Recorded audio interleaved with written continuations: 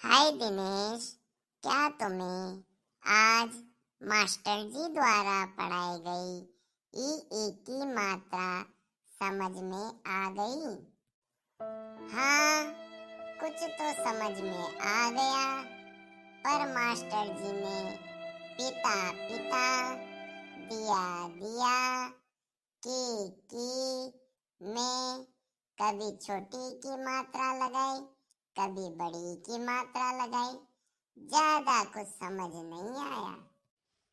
प्यारे बच्चों, राम श्याम का पिता है। वाक्य में पिता शब्द में छोटी की मात्रा आएगी और उच्चारण होगा पिता। जबकि राम पानी पीता है, वाक्य में पीता है, पीता में बड़ी की मात्रा आएगी और इसके उच्चारण में ज्यादा जोड़ देंगे। गुरुजी ने आज गृह कार्य नहीं दिया।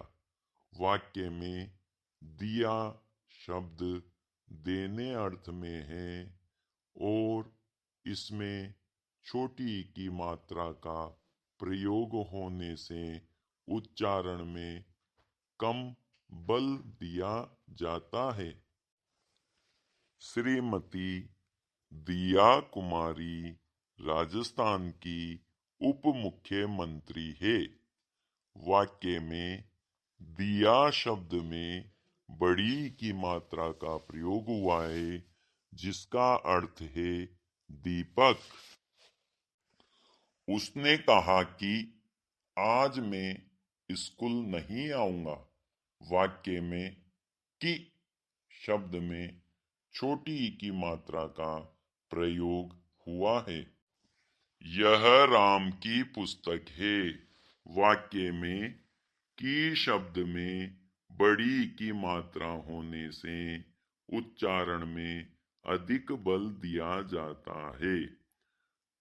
इस प्रकार अब तो तुम अच्छे से समझ ही गए होंगे कि छोटी की मात्रा में कम बल दिया जाता है और बड़ी की मात्रा में अधिक बल दिया जाता है।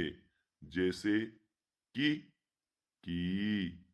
दिया, दिया, पिता, पीता। समझ में आ गया बच्चों?